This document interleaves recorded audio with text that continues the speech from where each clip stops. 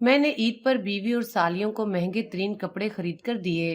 ईद पर अपने दोस्तों और बीवी के मेके वालों को बुलाकर पार्टी का इंतजाम किया। मैं पार्टी एंजॉय कर रहा था जब मुझे एक फोन आया। मैं भागता हुआ भाई के घर पहुंचा।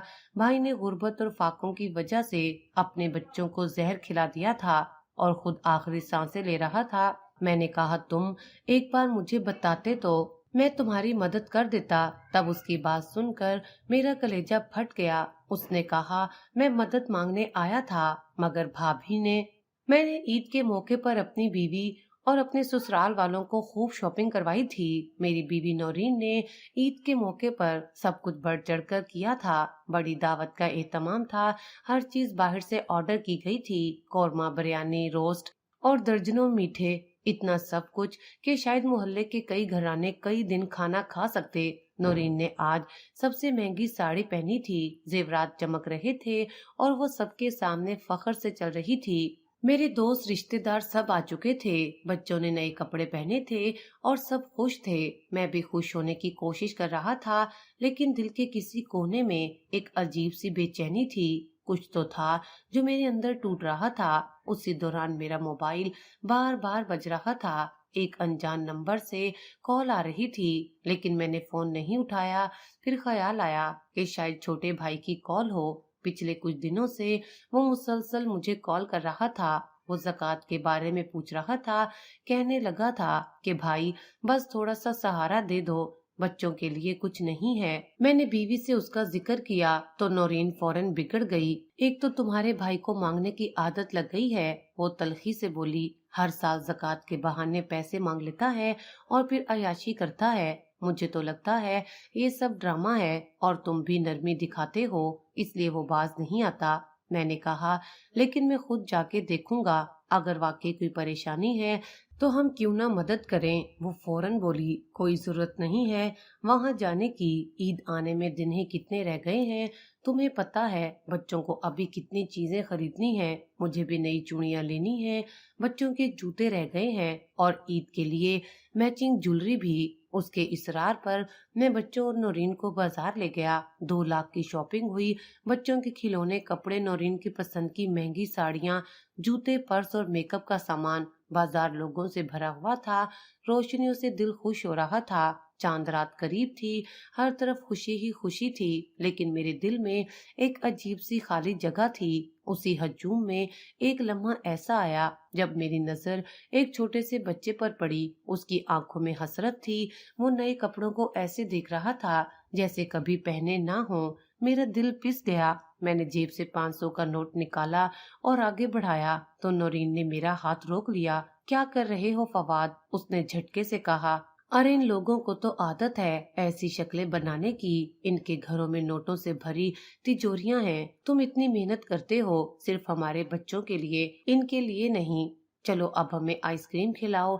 मैं चुप हो गया। कुछ कहने की हिम्मत नहीं थी। वो बच्चा चुपचाप अपनी जगह से हट गया और हम आइसक्रीम की दुकान की तरफ बढ़ गए। दिल में एक चुभन सी रह गई, जैसे कोई जख्म अभी अभी लगा हो और वो धीरे धीरे अंदर तक फैल रहा हो। मेरे लिए जिंदगी एक तयशुदा रास्ते पर चल रही थी। मैं सुबह दफ्तर निकलता, शाम को देर से वापस आता। कारोबार बढ़ रहा था, आमदन अच्छी हो रही थी और इसी रफ्तार के साथ जिम्मेदारियां भी बढ़ती जा रही थीं। हर महीने के आखिर में जब कमाई का हिसाब होता तो मैं वो रकम नौरीन के हाथ पर रख देता। उसने शुरू दिन से ही ये जिम्मेदारी अपने हाथ में ले ली थी। उसका कहना था कि औरत ही बेहतर तरीके से घर चलाती है, बजट संभालती है और जरूरियात को समझती है। मैंने कभी इस बात पर इख्तलाफ नहीं किया, ना ही कभी सवाल किया कि वो पैसे कहाँ खर्च करती है। वो कहती थी कि ज़कात भी वो खुद देती है, मुस्तहकीन को खुद जानती है और उन्हें बराह रास्त मदद पहुंचाती है। मैं मुतमईन था। मुझे लगा कि शायद मैं वाकई खुश नसीब हूँ कि एक ऐसी बीवी मिली है जो न सिर्फ सलीके से घर चलाती है बल्कि इबादत और फराइज में भी आगे है। मेरे दफ्तर का वक्त लंबा होता जा रहा था। मैंने जब से नौरीन को घर का इंतजाम सौंपा था, दिल मुतमईन था कि पीछे सब ठीक चल रहा है। बच्चे स्कूल जा रहे थे, घर हर वक्त सजा रहता था, ससुराल वाले अक्सर आते थे और नौरीन उनकी खूब आओ भगत करती थी। जाहिर है, जब एक शोहर की बीवी इतने अच्छे तरीके से सब संभाले तो शोहर का ध्यान काम पर ही लगा रहता है। लेकिन कुछ वक्त से मेरे दिल में एक उलझन सी शुरू हो चुकी थी। मेरे छोटे भाई की हालत बिगड़ती जा रही थी। वो मुझे कभी कभार फोन करता और बड़ी नरमी से अपने हालात बताता। कहता, भाई कुछ दिन से बच्चों को दूध नहीं मिला, सोचा तुमसे मदद मांग लूं। ज़कात का मौसम है, अगर हो सके तो मेरी तरफ भी तवज्जो दे दो। मैंने नौरीन से बात की, कहा मेरा दिल कहता है भाई को ज़कात दे दूं, वो बहुत परेशान है। नौरीन ने फौरन कहा, मैंने पहले ही सारी ज़कात के पैसे निकाल कर मुस्तहिकीन को दे दिए हैं, और वैसे भी तुम्हारे भाई को तुम जितना भी दो उसकी जरूरतें खत्म नहीं होंगी। हर साल वो ज़कात के बहाने पैसे ले जाता है, कोई काम क्यों नहीं करता। मैं खामोश हो गया। ना मैं जानता था कि नौरीन वाकई ज़कात देती है या नहीं, ना मैंने कभी पूछा। मैं इतना मसरूफ हो चुका था कि छोटे भाई के घर जाना भी छूट चुका था। कई साल गुजर गए थे उसके दरवाजे के अंदर कदम रखे हुए, कभी वक्त नहीं मिला, और जब वक्त होता नौरीन कोई न कोई बात निकाल कर मुझे रोक लेती। तुम हर बार यही कहते हो कि बस एक दिन चलते हैं, लेकिन जब तुम वहां से आते हो तुम्हारा मूड खराब हो जाता है, तुम परेशान हो जाते हो। बेहतर है कि अपनी खुशियों को बर्बाद मत करो। वो अक्सर यही अल्फाज कहती और मैं मान जाता। शायद मैं कमजोर था, शायद मैं मसरूफियात को बहाना बनाकर अपनी जिम्मेदारियों से भाग रहा था। मुझे याद है, एक दिन मैं वाकई तैयार हो गया था कि आज भाई के घर जाऊंगा।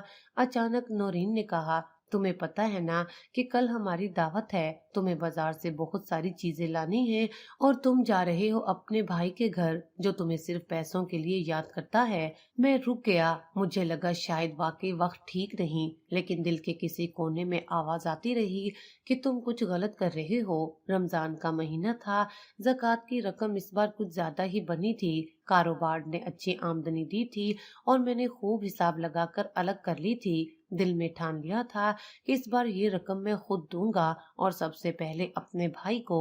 लेकिन नौरीन ने वो रकम मुझसे पहले ही मांग ली। मुझे पता है किन लोगों को देनी है, तुम बस मुझे दे दो। तुम हर साल यही कहते हो कि खुद दूंगा, लेकिन वक्त नहीं मिलता। मैं देती हूँ ना, तुम फिक्र ना करो। मैंने कहा, इस बार मैं खुद देना चाहता हूँ, मेरे भाई को जरूरत है। नौरीन ने आंखें तरोड़ी और सख्त लहजे में बोली, तो क्या मैं गलत देती हूँ? तुम्हें मुझ पर एतबार नहीं? मैं खामोश हो गया। मेरे पास अल्फाज नहीं थे। एतबार तो था, लेकिन मेरे दिल में एक खलिश जरूर थी। मैंने वो रकम उसे दे दी और जैसे ही रकम उसके हाथ में गई उसने फौरन उसे अपने जेवरात के दराज में रख दी। मैं कुछ कह ना सका, बस दिल में सोचता रहा कि शायद ये कल दे देगी, शायद परसों किसी मुस्तहिक तक पहुंचा देगी। लेकिन वक्त गुजरता गया, भाई के फोन आना बंद हो गए। शायद उसे उम्मीद ही ना रही हो। मैं अपनी दुनिया में मगन था। बच्चों के स्कूल के दाखिले, नौरीन की फरमाइशें, कारोबारी सफर, सब चल रहा था, लेकिन कहीं न कहीं दिल में एक चुप सा राज करता रहा। कुछ अधूरा सा लगता रहा। एक दिन मैंने नौरीन से पूछा, तुमने ज़कात दे दी थी ना? वो कहने लगी, हाँ दे दी। क्यों, तुम्हें अभी तक यकीन नहीं आया? मैंने हल्का सा सर हिलाया और बात बदल दी। लेकिन हकीकत ये थी कि मेरे दिल ने पहली बार मुझे धोखा देना बंद कर दिया था। मुझे अंदाजा हो गया था कि मैंने एक बड़ी गलती की है। भाई को देना चाहता था, लेकिन नौरीन ने सब कुछ संभाल लिया था और मैं खामोश रहा, क्योंकि मुझे आदत हो गई थी खामोश रहने की। क्लाइमेक्स यही था कि मैं चाहकर भी अपने भाई को ज़कात दे ना सका, क्योंकि मेरे पैसों पर मेरा अख्तियार कब का खत्म हो चुका था। नौरीन की शख्सियत में एक खास तरह का गरूर शामिल था। वो गरूर जो बचपन से उसे सिखाया गया था, अपने मालो दौलत पर नाज करने का, अपने खानदान की बर्तरी का। उसका ताल्लुक एक ऐसे घराने से था जो हमेशा दूसरों को नीचा दिखाकर जीता था। जब हमारी शादी हुई तो मेरी हैसियत एक दरमियाने तबके के नौजवान की थी जो मेहनत से आगे बढ़ने की कोशिश कर रहा था। नौरीन के चचा की कंपनी में मैंने नौकरी शुरू की और उसी कंपनी में काम करते करते मेरा रिश्ता तय हुआ। नौरीन के वालिद ने हमारा निकाह धूमधाम से किया اور جہیز میں ایک مکمل فلیٹ، قیمتی سامان، گاڑی اور نقد رقم دی گئی۔ میں اس سب پر شکر گزار تھا، لیکن شاید میری شکر گزار ہونے کی کیفیت نورین کی نظر میں میری کمزوری بن گئی تھی۔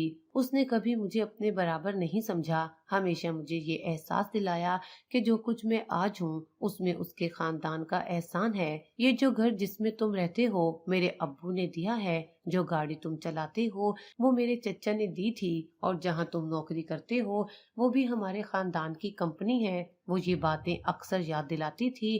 میں خاموش رہتا تھا، شاید مجھے لگتا تھا کہ شکر گزار رہنا ہی بہتر ہے، مگر یہ شکر گزاری کب غلامی میں بدل گئی یہ مجھے خود بھی خبر نہ ہوئی۔ ایک بار کی بات ہے، رمضان کا مہینہ تھا اور میرے چھوٹے بھائی کی بیوی نے مجھے فون کیا۔ اس کے لہجے میں شرمندگی تھی، آنکھوں میں نمی تھی، آواز میں جھجک۔ کہنے لگی، بھائی صاحب، اگر ممکن ہو تو بچوں کے لیے کچھ کپڑے لے دیں، ہم خود مانگنے کے قائل نہیں، لیکن اس بار کچھ بھی نہیں ہے۔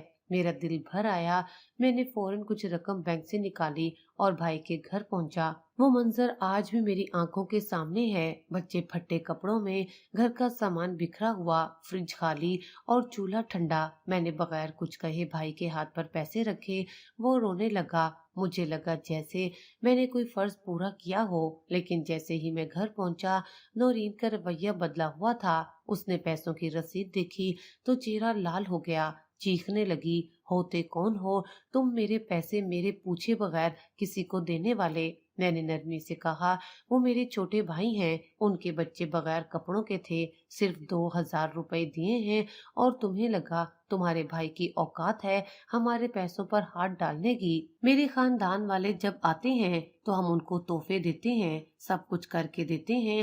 تم نے تو کبھی کچھ نہیں کہا، لیکن تمہارے رشتہ داروں کا ذکر آتے ہی تمہارا دل بھر آتا ہے، ان کی مدد کرنی ہے تمہیں۔ میں خاموش کھڑا رہا، مجھے سمجھ نہیں آتا تھا کہ محبت اور تعلقات کب پیسوں کے ترازو میں تولے جانے لگے ہیں۔ میں نے کہا، نورین، وہ میرا بھائی ہے، اس کے بچے میرے اپنے بچوں جیسے ہیں، اگر میں ان کی مدد نہ کروں گا تو کون کرے گا؟ وہ ہنسی، ایک طنزیہ ہنسی، اور بولی، میرے میکے میں تو سب عزت سے جیتے ہیں، کبھی کسی نے ہاتھ نہیں پھیلایا، تمہارے گھر تو سب مانگنے والے نکلے، تم بھی انہی جیسے ہو۔ میری خاموشی ایک بار پھر میرے وجود پر چھا گئی۔ میں جانتا تھا کہ جو کچھ میرے پاس ہے اس پر نورین کا کنٹرول ہے، میری نوکری، میرے گھر کی چھت، حتیٰ کہ میری عزت بھی۔ میں نے کبھی آواز بلند کرنے کی کوشش کی تو جواب میں صرف تذلیل ملی۔ میرے والدین جب کبھی آتے، نورین کا رویہ ان کے ساتھ ٹھنڈا ہوتا، وہ بس اپنے ماں باپ کے لیے گرم جوشی دکھاتی تھی۔ ایک بار میری ماں نے مجھے الگ لے جا کر کہا، بیٹا تو خوش تو ہے نا، تجھے سکون ہے، نورین تو اچھی لڑکی ہے، لیکن ہمیں لگتا ہے تو کچھ دب سا گیا ہے۔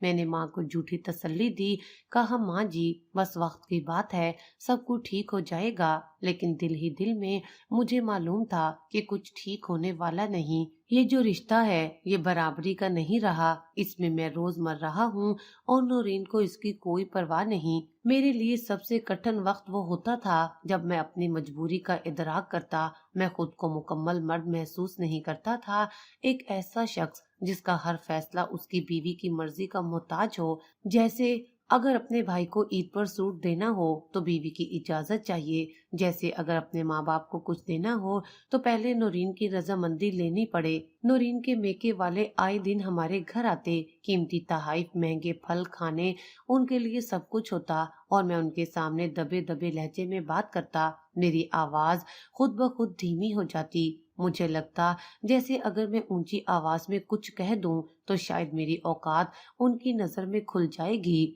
کلائمیکس اسی لمحے آیا جب میں نے آئینے میں خود کو دیکھا اور خود سے سوال کیا، کیا میں واقعی وہی فواد ہوں جو اپنے خوابوں کے ساتھ اس شہر میں آیا تھا؟ کیا میں وہی شخص ہوں جو اپنے بھائیوں کے لیے سینہ تان کر کھڑا ہوتا تھا؟ اب تو ایسا لگتا ہے جیسے میں نورین کی چھاؤں میں ایک سایہ بن کر رہ گیا ہوں۔ میری مرضی، میری سوچ، میرا اختیار، سب کچھ کہیں گم ہو چکا ہے۔ میری انا روز مر رہی تھی اور میں ہر دن خود کو نورین کے غرور کے سامنے بے بس محسوس کرتا تھا۔ یہی میری زندگی کی سب سے بڑی شکست تھی۔ ईद का दिन था। सुबह सवेरे घर की रौनक शुरू हो चुकी थी। नौरीन किचन में मेहमानों के लिए तैयारियों में मसरूफ थी और मैं लॉन में लगे झूले पर बैठा बच्चों को देख रहा था जो अपने नए कपड़ों में चमकते हुए इधर उधर दौड़ रहे थे। घर में हर तरफ खुशी का माहौल था। कह के ईद की फरमाइशें, तोहफे, खुशबुओं की महक और बावर्ची खाने से उठती कौरमे की भाप जैसे सब कुछ मुकम्मल हो। नौरीन ने आज खास तौर पर सबकी नजरें अपनी तरफ खींचने वाली महंगी साड़ी पहनी थी। गहरे नीले रंग के कामदार लिबास पर सोने की बारीक ज्वेलरी, आंखों में काजल, हाथों में मेहंदी और नाखूनों पर सुर्ख पालिश। वो खुद को आईने में देखकर मुतमईन मुस्कुराहट हंस रही थी। ससुराल वाले भी घर पहुंच चुके थे। सब तहाइफ और मिठाइयां साथ लाए थे और बच्चे एक कमरे से दूसरे कमरे में दौड़ते खुशियां समेट रहे थे। लेकिन उन सब खुशियों के बीच मेरे दिल में एक अजीब सा इज़्तिराब था, जैसे अंदर कोई चीज टूट रही हो। मैं लोगों के बीच था लेकिन दिल कहीं और अटका हुआ था।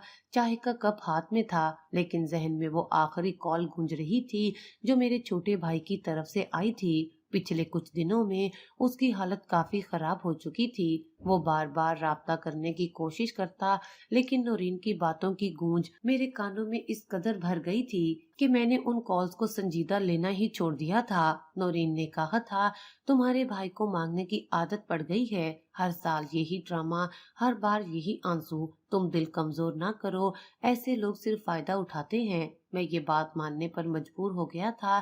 कारोबारी मसरूफियात और घर की तैयारियों में खुद को मसरूफ रखकर मैंने अंदर की आवाज को दबा दिया था। लेकिन आज ईद के दिन जब सब खुशियों में मसरूफ थे, मेरे दिल का इज़्तिराब काबू से बाहर होता जा रहा था।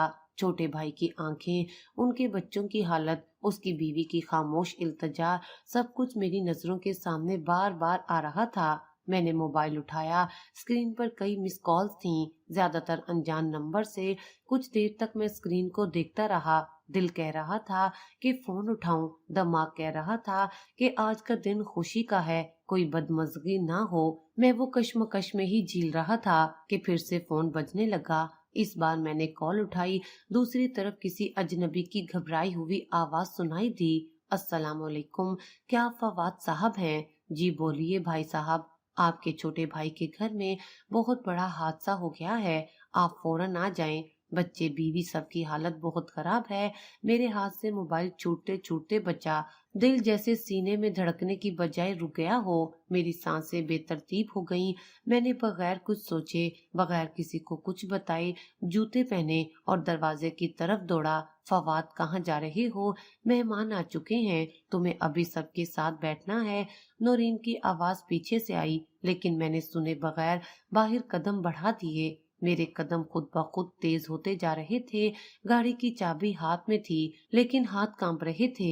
गाड़ी स्टार्ट करते वक्त मेरी आंखों के सामने वो आखिरी मंजर उभरने लगा जब भाई ने कहा था, भाई बस कुछ पैसे दे दो, बच्चे भूखे हैं। सड़क पर गाड़ी दौड़ती जा रही थी लेकिन मेरे दिल में एक कयामत बरपा थी। हर गुजरती हुई गली, हर इशारा, हर मोड़ मुझे भाई के घर के करीब ले जा रहा था और साथ ही मेरे दिल की धड़कनें बढ़ती जा रही थीं। दिमाग में एक ही सवाल था, क्या वाकई कुछ हो गया है? क्या मैं देर कर चुका हूँ?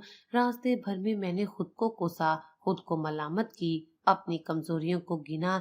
मैंने क्यों उसकी बात नहीं सुनी? क्यों हर बार बीवी की बात मान ली? क्यों एक भाई की फरियाद पर शक किया? क्या मेरी कमाई सिर्फ दिखावे के लिए थी? क्या मेरी ईद सिर्फ रोशनियों, मेहमानों और साड़ियों के लिए थी? मैं भाई के घर के पास पहुंचा तो वहां लोगों का रश था। कुछ औरतें रो रही थीं, कुछ मर्द बेचैन खड़े थे।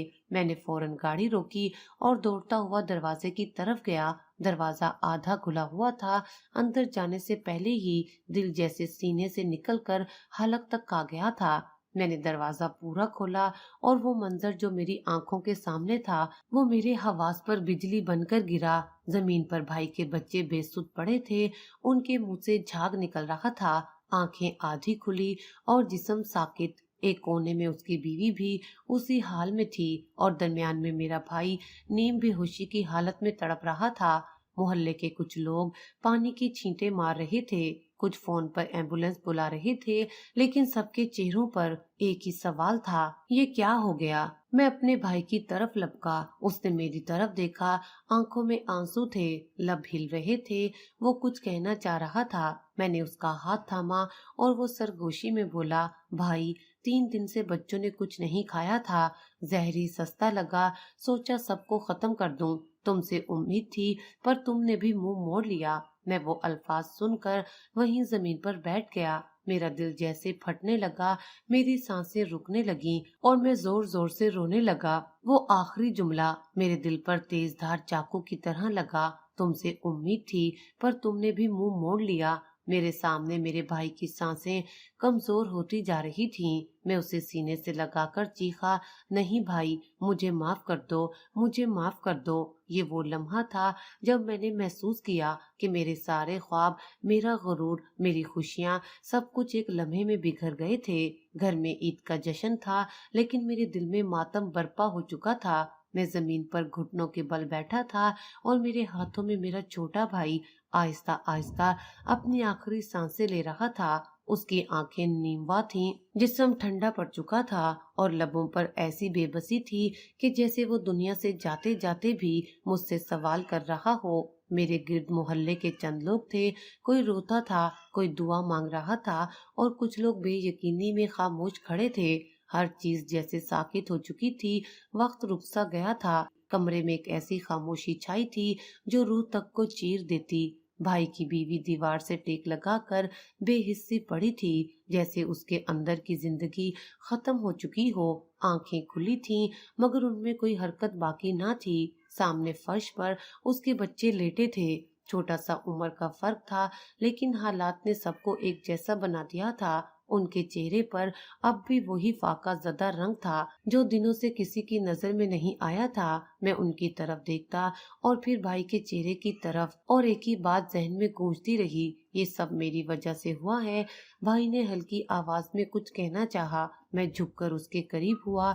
उसके लबों से टूटती सांसों में कुछ अल्फाज निकले, भाई, बच्चों ने 3 दिन से कुछ नहीं खाया, रो रहे थे, तड़प रहे थे, कुछ नहीं बचा था मेरे पास। मैंने उसके चेहरे पर हाथ रखा, वो ठंडा था, मगर उसकी आंखों में अभी भी वही दर्द था, वही सवाल जो हर बेबस इंसान की निगाहों में होता है। मैंने बामुश्किल अपनी आवाज को काबू में रखते हुए पूछा, तो ये सब क्यों किया, क्यों इतना बड़ा कदम उठाया?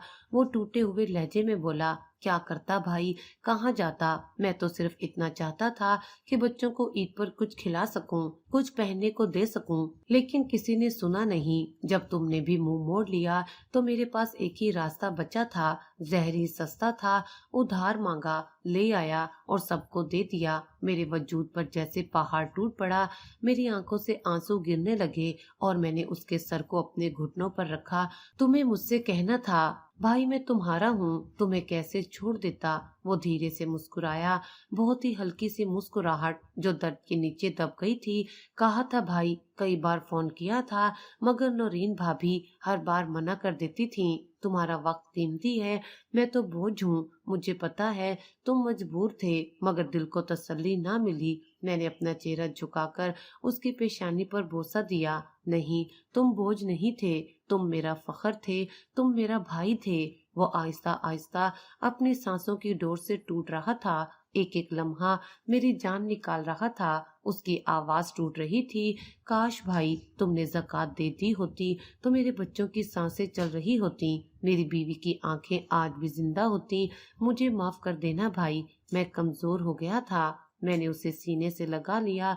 उसका जिस्म अब बेहरकत होता जा रहा था। उसकी सांसों की रफ्तार आहिस्ता हो रही थी, आंखें बंद हो रही थीं और चंद लम्हों बाद एक ऐसी लंबी सांस के साथ वो खामोश हो गया। उसकी गिरफ्त मेरे हाथ से ढीली पड़ गई। वो मेरी गोद में, मेरे हाथों में, मेरे दिल के टुकड़े में दम तोड़ चुका था। मैं वहीं बैठा रहा, उसे सीने से लगाए। मुझे कुछ होश नहीं था कि बाहर क्या हो रहा है, कि लोग क्या कह रहे हैं, कि पुलिस आएगी या एम्बुलेंस। मेरे कानों में सिर्फ भाई की आखिरी बातें गूंज रही थीं। जहरी सस्ता था, काश तुम ज़कात दे देते। मेरे आंसू अब रुके नहीं थे।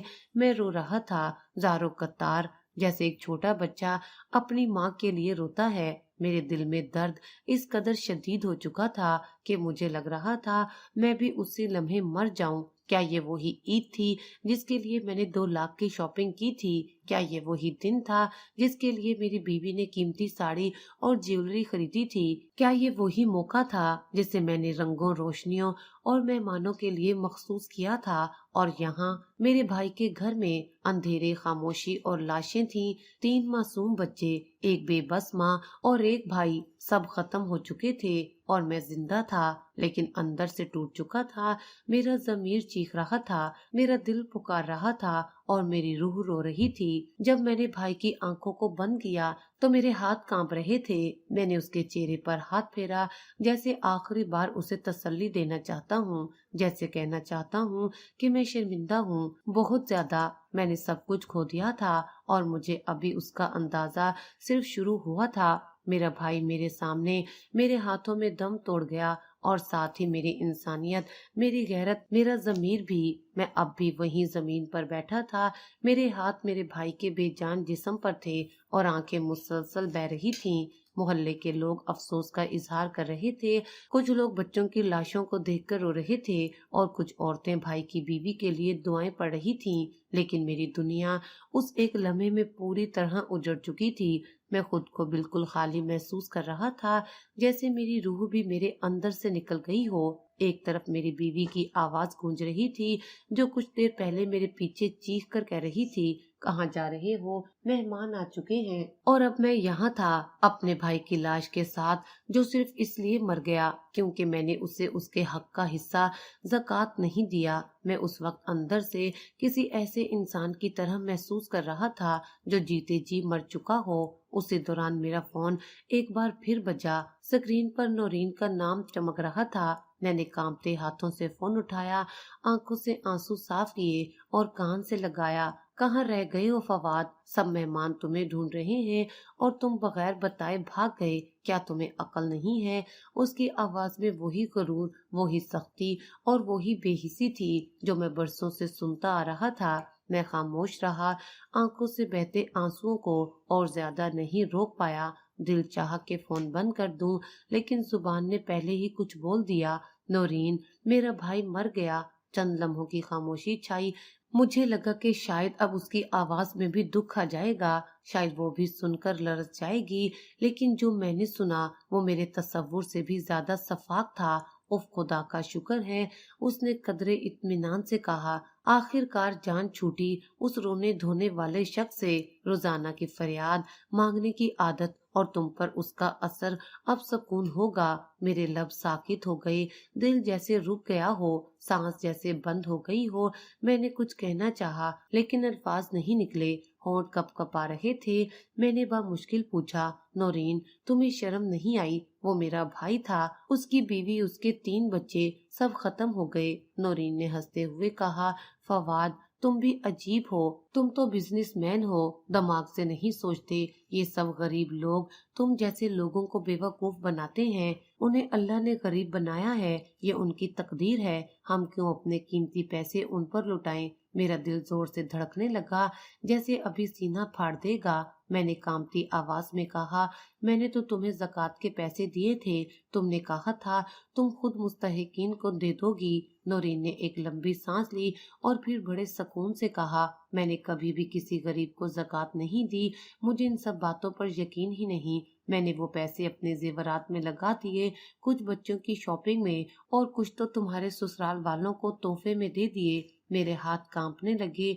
मैं हैरान रह गया, जुबान बंद, जहन साकित, जैसे किसी ने अंदर से दिल निकाल दिया हो। मैंने जिंदगी में कभी ऐसा धोखा महसूस नहीं किया था। इतने सालों की कमाई, इबादत, ईमानदारी, सब उस एक लम्हे में बेकार लगने लगा। मैंने दुखी दिल से कहा, तो तुमने कभी ज़कात दी ही नहीं, तुमने मुझे धोखा दिया। उन मासूम बच्चों की जानें तुम्हारी लालच की भीड़ चढ़ गईं। नौरीन का लहजा अब भी बेनियाज था।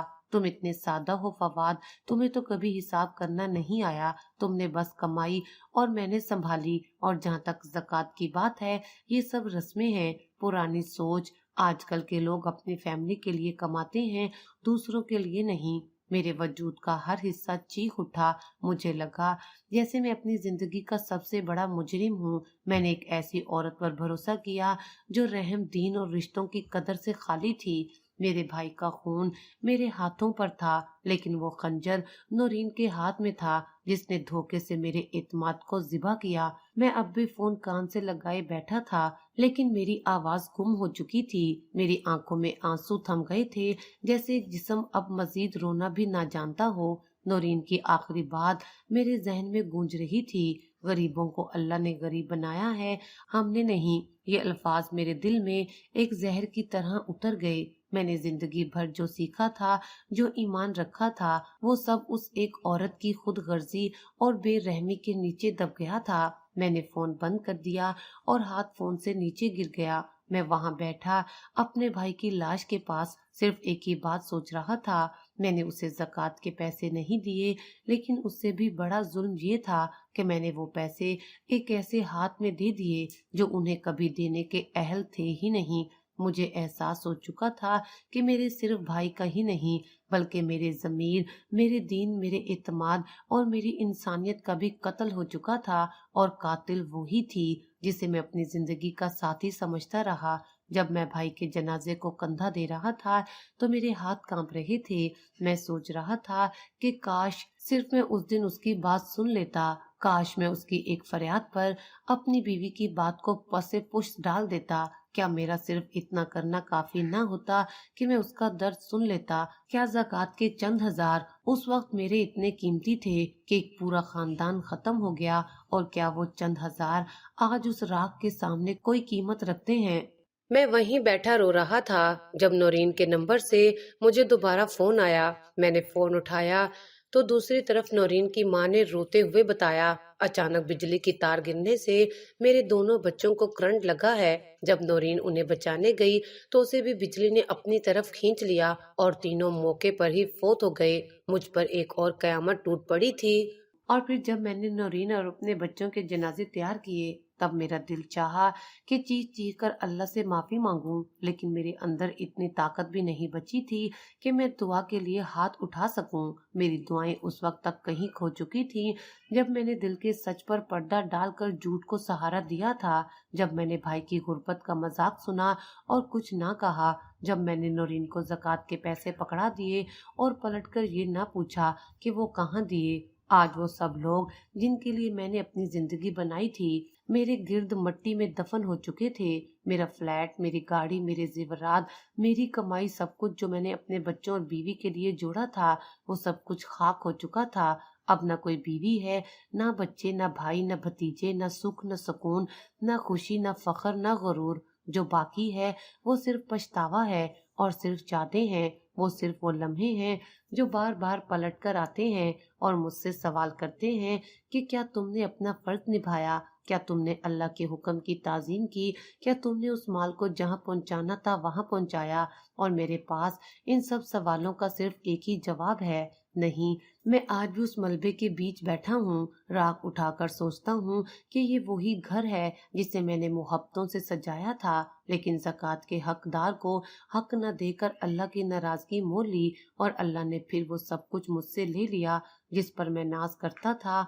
मेरी कहानी का अंजाम मेरे सामने है। मेरा भाई अपनी गैरत के साथ इस दुनिया से चला गया, लेकिन मैं अपनी खुदगर्जी, अपनी कमजोरी और अपने गुनाहों के बोझ तले दफन हो चुका हूँ। ये जिंदगी अब मेरे लिए नहीं बल्कि एक सबक है उन सब के लिए जो ये समझते हैं कि ज़कात सिर्फ गरीब पर एहसान है। नहीं, ज़कात हक है और उसका अदा ना करना जुर्म है। आज मेरा सब कुछ खत्म हो चुका है, दोनों खानदान, दोनों घर, दोनों दुनियाएं, और मैं खड़ा हूँ एक बर्बादी की दास्तान बनकर जो सिर्फ इतना कहने के काबिल रह गया है, खसारा मेरे हाथ आया था, काश मैंने भाई को ज़कात दे दी होती।